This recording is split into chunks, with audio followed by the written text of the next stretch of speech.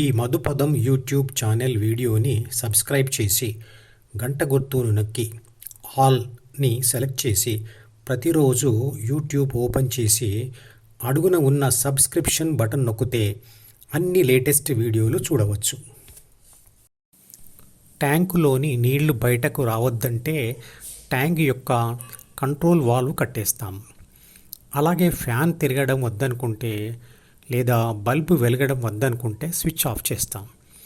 మరి కోపం రావద్దంటే ఏమి చేయాలి?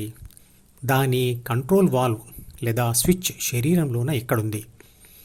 కోపం రాగానే తన కోపమే తన శత్రువు అనే పద్యం 1000 సార్లు చదివి చూపించిన కోపానికి పశ్చాత్తాపపడినా మళ్ళీ అలాంటి సందర్భం వచ్చింది అంటే చాలు 6 శత్రుగుణాలలోని ఒకటైన ఆ క్రోధం బయటికి రాకుండా ఉండదు.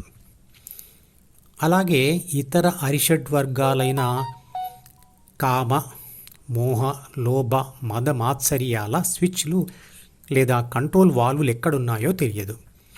శరీరంలోని విరిగిన ఎముకను అతికించగలం.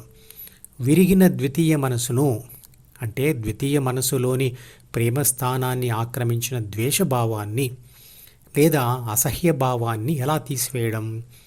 అసలు ప్రేమ అంటే ఏమిటి? అది ఎక్కడ ఉంటుంది? అది ఎలా విరుగుతుంది? ప్రేమ, కోపం లాంటివి భావోద్వేగాలే. పైన చూపించిన చిత్రపటంలోని ప్రాపంచిక నేను అంటే ఇంగ్లీష్ అక్షరాలు A+B+C ద్వితీయ మనసులోని ప్రాపంచిక సమాచారం మరియు కోరికలను అంటే ఇంగ్లీష్ అక్షరం Dని చదివినప్పుడు పొందే ఉత్తేజమే. అది ద్వితీయ మనసులో రాసుకున్న ప్రేమ జ్ఞాపకం వల్ల కలిగిన పాజిటివ్ ఉత్తేజ తరంగం. శాంతి సముద్రంలో లేచిన పాజిటివ్ కెరటం లాంటిది. అలాగే పడిపోతున్న కెరటం అనేది ఒక నెగటివ్ ఉత్తేజ తరంగమే. అదే ద్వేషం. అంటే లేస్తున్న పాజిటివ్ తరంగం ప్రేమ భావోద్వేగం అయితే పడిపోతున్న తరంగం ద్వేష భావోద్వేగం. ఒక మనిషి మీద ఉన్న ప్రేమ స్థానంలో ద్వేషం అనే భావాన్ని పెంచుకుంటూ అంటే పదే పదే అనుకుంటూ గుర్తు చేసుకుంటూ పోతే ప్రేమ భావం క్షీణిస్తూ ద్వేషభావం నెగటివ్ డైరెక్షన్లో అంటే వ్యతిరేక దిశలో పెరుగుతూ పోతుంది.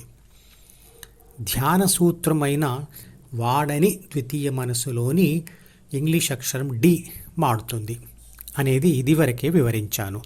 సైన్స్ ప్రకారం అది ఎలా జరుగుతుందో వివరిస్తాను. పైన ఉన్న చిత్రపటం గమనించండి. మెదడులో 8600 కోట్ల న్యూరాన్లు అనబడే కణాలు ఉంటాయి. అందులోనే ఆత్మ మరియు ప్రాథమిక మనసు ఉంటాయి. ప్రతి న్యూరాన్కు చెట్ల వేళ్ళలాగా ఉండే డెండ్రైట్స్ మరియు యాక్సాన్స్ అనేవి అతుక్కొని ఉంటాయి. ఒక న్యూరాన్ వేళ్ళు మరో న్యూరాన్ వేళ్లకు తగలకుండా కొంచెం దూరంలో ఉంటాయి. ఆ దూరాన్ని ఒక వంతెన అంటే సైనాప్స్ కలిపి ఉంచుతుంది. ఈ వంతెనలే చిత్రపటంలో ఇంగ్లీష్ అక్షరం Dతో చూపించబడ్డాయి. అదే ద్వితీయ మనసులోని ప్రాపంచిక సమాచారం మరియు కోరికలు. జ్ఞానేంద్రియాల అంటే ఇంగ్లీష్ అక్షరం E ద్వారా మనం పొందే ప్రతి కొత్త ప్రపంచ అనుభవ సమాచారం కొన్ని న్యూరాన్ల వేళ్ల మధ్య ఉన్న గ్యాప్లను పూడ్చివేస్తూ ఒక వంతెనను లేదా రోడ్ను నిర్మిస్తుంది. అలా గ్యాప్ను పూడ్చివేయడంను న్యూరల్ ప్లాస్టిసిటీ అంటారు. అలా నిర్మించిన ప్రతి రోడ్ లేదా వంతెన ఇంగ్లీష్ అక్షరం Dలోని ఒక జ్ఞాపకం. ఆ జ్ఞాపకాన్ని వాడుతూ పోతే ఆ రోడ్డు లేదా వంతెన గట్టిపడుతుంది. వాడకపోతే బలహీనపడిపోతుంది.